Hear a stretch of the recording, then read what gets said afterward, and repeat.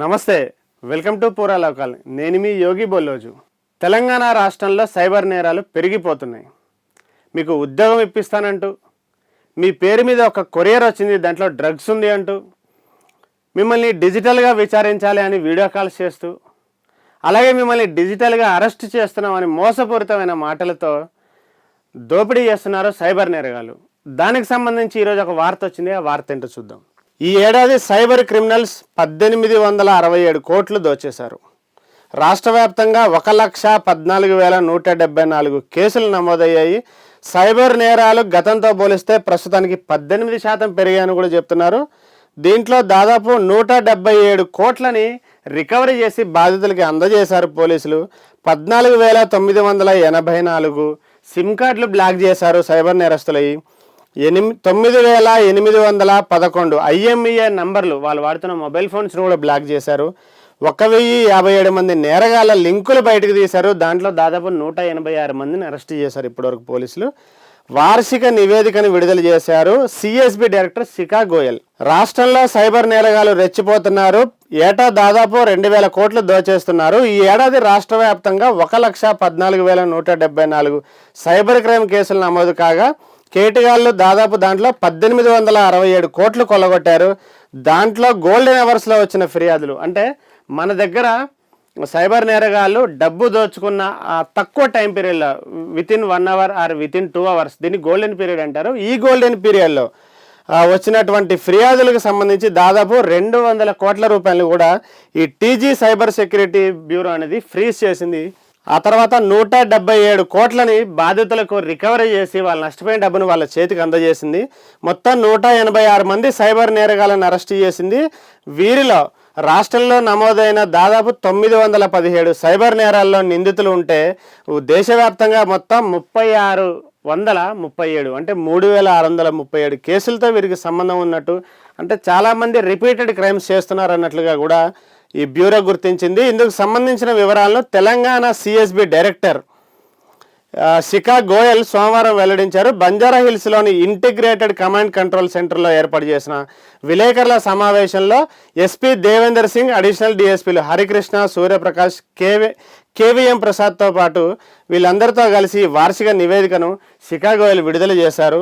దీనికి సంబంధించి బాధితులు కూడా విపరీతంగా పెరుగుతున్నారు మన తెలంగాణకు వస్తే అని కూడా చెప్తున్నారు. పోలీసులకు చిక్కకుండా ఆన్లైన్ అడ్డాగా సైబర్ నేరగాలు 1,000 కోట్లు దోచేస్తున్నారు. డిజిటల్ అరెస్ట్, ఇన్వెస్ట్మెంట్ ఫ్రాడ్స్, అంటే మీతో మేము పెట్టుబడి పెట్టిస్తాం, మీకు రెట్టింపు లాభం వచ్చేలాంటి బిజినెస్ చూపిస్తామని చెప్పి కూడా ఇన్వెస్ట్మెంట్ ఫ్రాడ్స్ చేస్తున్నారు.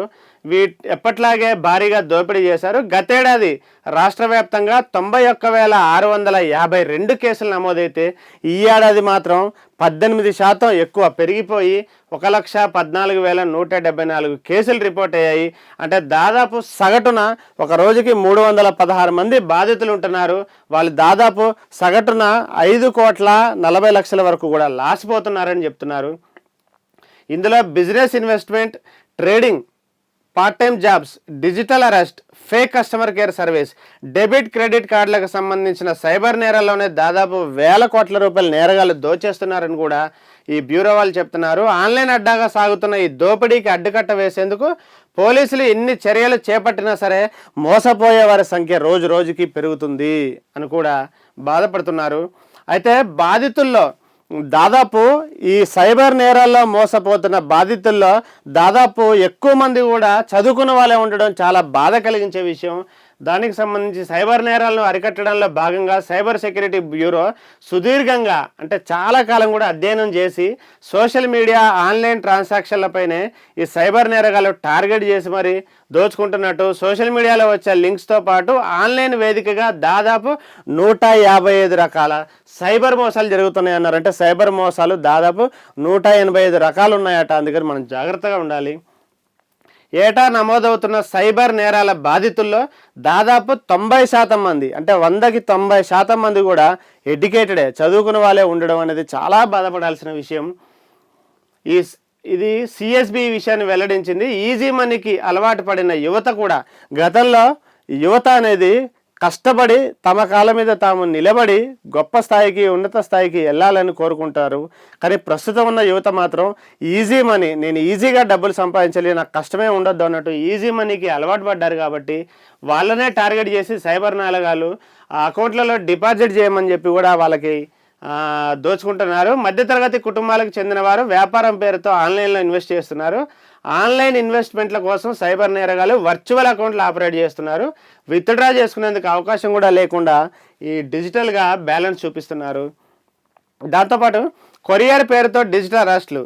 ఇందాక నేను చెప్పా కదా, మీ పేరు మీద ఒక కొరియర్ వచ్చింది, ఆ కొరియర్లో డ్రగ్స్ ఉంది, లేదంటే ఇల్లీగల్ గోల్డ్ ఉంది, ఇంకేదో ఉందని చెప్పి కూడా ఇట్లా సైబర్ క్రైమ్కి పాల్పడుతున్నారు. ఈ ప్రస్తుతం ఫెడెక్స్ కొరియర్, అంటే ఫెడెక్స్ అనే ఒక కొరియర్ కంపెనీ ఉంటుంది, దాని పేరుతోనే డ్రగ్స్ వస్తుంది, మేము కస్టమ్స్ నుంచి కాల్ చేస్తున్నాం, ట్రాయ్ నుంచి కాల్ చేస్తున్నాం, సిబిఎం నుంచి కాల్ చేస్తున్నాం, సైబర్ క్రైమ్ డిపార్ట్మెంట్ నుంచి పోలీసులో మేము సైబర్ క్రైమ్ నుంచి ఫోన్ చేస్తున్నాం అని చెప్పి కూడా మిమ్మల్ని అరెస్ట్ చేస్తామంటూ భయాందోళనకు గురి చేసి ఈ కొరియర్ పార్సెల్లో డ్రగ్స్ ఉంది, బంగారం ఉంది, లీగల్గా బ్యాన్ చేసినటువంటి నిషేధిత వస్తువులు ఉన్నాయని చెప్పి ఢిల్లీ, ముంబై పోలీసుల పేరుతోను కూడా స్కైప్లో, వాట్సాప్లో వీడియో కాల్స్ చేస్తున్నారు. ఆన్లైన్లో ఇన్వెస్టిగేషన్ చేస్తున్నామంటూ అర్ధరాత్రి కూడా, అంటే అర్ధరాత్రి అయినా కూడా గంటల తరబడి వాళ్ళని ఇన్వెస్టిగేషన్ పేరుతోని వేధింపులకు గురి చేస్తున్నారు. అరెస్ట్ చేస్తామంటూ బెదిరించి అందిన కాడికి దోచుకుంటున్నారు. ఇలా దేశవ్యాప్తంగా పెరిగిపోతున్న ఈ సైబర్ నేరాల్లో ముఖ్యంగా ఢిల్లీ, ముంబై, హైదరాబాద్ నగరం కూడా ఉంది. ఆ తర్వాత కర్ణాటకకి చెందిన బాధితుల సంఖ్య కూడా చాలా ఎక్కువగా ఉంటుంది. డార్క్ వెబ్సైట్లలో కొనుగోలు చేసిన ఫోన్ నెంబర్సు, ఏజెన్సీల ద్వారా కలెక్ట్ చేసిన బ్యాంక్ అకౌంట్ నెంబర్సు, వీటన్నిటి ద్వారా కూడా సైబర్ నేరగాళ్ళు వరుసగా, అంటే కంటిన్యూస్గా మోసాలకు పాల్పడుతున్నారు అంటున్నారు. రైతుల దగ్గర నుంచి రాజకీయ ప్రముఖుల వరకు, పోలీసుల నుంచి ఐటీ ప్రొఫెషనల్స్ వరకు, ఈ కార్పొరేట్ దిగ్గజాల వరకు సైబర్ నేరగాళ్ళ ఉచ్చులో పడని వాళ్ళే లేరు. అంటే రైతుల దగ్గర నుంచి, రోజువారీ కూలీల నుంచి, ఉద్యోగస్తుల నుంచి, ఐటీ ఎంప్లాయీస్ నుంచి, గవర్నమెంట్ ఎంప్లాయీస్ నుంచి, అసలు ఏ సెక్టార్ అనేది లేకుండా దాదాపు కొంతమంది పోలీసులు కూడా ఆ బాధితుల్లో ఉన్నారు అనేది చాలా బాధించదగ్గ విషయము. దీనికి సంబంధించి ఈ సైబర్ సెక్యూరిటీ వాళ్ళు ఒక నివేదిక ఇచ్చారు. ఆ నివేదికలో 2023 సంవత్సరంలో 91,652 ఫిర్యాదులు వస్తే దాంట్లో 778.7 కోట్లు నష్టపోయారు. దాంట్లో ఈ సైబర్ డిపార్ట్మెంట్ వాళ్ళు కలెక్ట్ చేసిన రీఫండ్ అమౌంట్ 8 కోట్ల రూపాయల 36 లక్షలు ఉంది. వాళ్ళు ఆ క్రిమినల్స్ యొక్క దాదాపు 24,227 సిమ్ కార్డులు బ్లాక్ చేశారు.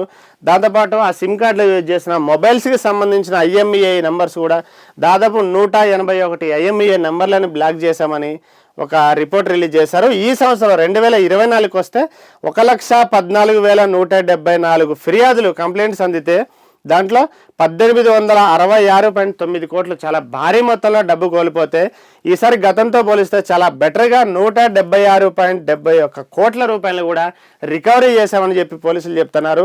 దాంతోపాటు 14,984 సిమ్ కార్డులు కూడా మేము బ్లాక్ చేశాము, 9,811 IMEI నంబర్లు కూడా మేము బ్లాక్ చేశామని చెప్తున్నారు.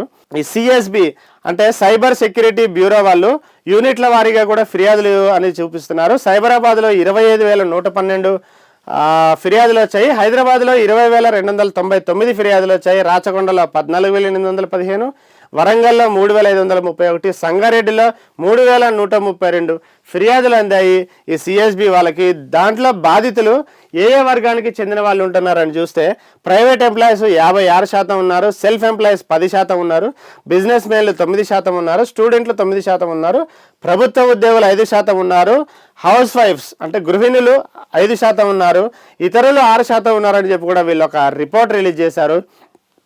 ఈ సైబర్ నేరాలకి సంబంధించి ఈ TG సైబర్ సెక్యూరిటీ బ్యూరోకి చీఫ్గా ఉన్నటువంటి, డైరెక్టర్గా ఉన్నటువంటి శిఖా గోయల్ కూడా ప్రజలందరినీ అలర్ట్గా ఉండాలని చెప్పి కూడా చెప్తున్నారు. సైబర్ సెక్యూరిటీ బ్యూరో 1930 అనే ఒక హెల్ప్ లైన్ నెంబర్ ఉంది. ఆ హెల్ప్ లైన్ నెంబర్కి గోల్డెన్ అవర్లో వచ్చిన ఫిర్యాదులన్నీ మేము చకచక సాల్వ్ చేస్తున్నాము. ఆ సైబర్ మోసాల్లో బాధితులకు గతేడాది 8.36 కోట్లు రీఫండ్ చేశాము. ఈ ఏడాది దాన్ని 176.71 కోట్లు రీఫండ్ చేశామంటే మేము చాలా ఎఫిషియెంట్గా వర్క్ చేస్తున్నాము. రాష్ట్ర వ్యాప్తంగా నమోదైన కేసుల్లో 1057 మంది సైబర్ నేరగాళ్ల లింకులు గుర్తించాం. ఇప్పటికే 186 మందిని ఆ సైబర్ నేరస్తుల్లో ఉన్న వాళ్ళని అరెస్ట్ చేశాము. రాజస్థాన్, జైపూర్, జోధ్పూర్ 3 ఆపరేషన్స్ నిర్వహించాం. రాష్ట్రంలో నమోదైన 189 కేసుల్లో 27 మందిని అరెస్ట్ చేశాం. వీరిపై దేశవ్యాప్తంగా 2223 కేసులు ఉన్నాయి. బాధితుల్లో 90% విద్యావంతులు ఉన్నారు, ఐటీ ప్రొఫెషన్స్ ఉన్నారు అని చెప్తున్నారు. ప్రస్తుతం ఫెడెక్స్ కొరియర్, డిజిటల్ అరెస్ట్ అనే ఈ 2 పేర్లతోనే చాలా ఎక్కువగా సైబర్ నేరాలు అనేది జరుగుతున్నాయి, దోపిడీకి పాల్పడుతున్నారని అన్నారు. అలర్ట్గా ఉన్నప్పుడే సైబర్ నేరాల బారిన పడకుండా కూడా ఉండగలమని చెప్పి ఈ సిఎస్బి డైరెక్టర్ శిఖా గోయల్ చెప్తున్నారు. అయితే దీన్ని బట్టి మనకు అర్థమైంది ఏంటంటే నార్త్ ఇండియాకి సంబంధించిన కొన్ని ప్రాంతాల్లో సౌత్ ఇండియన్స్ని టార్గెట్గా చేసుకొని ఈ సైబర్ నేరాలకి పాల్పడుతున్నారు.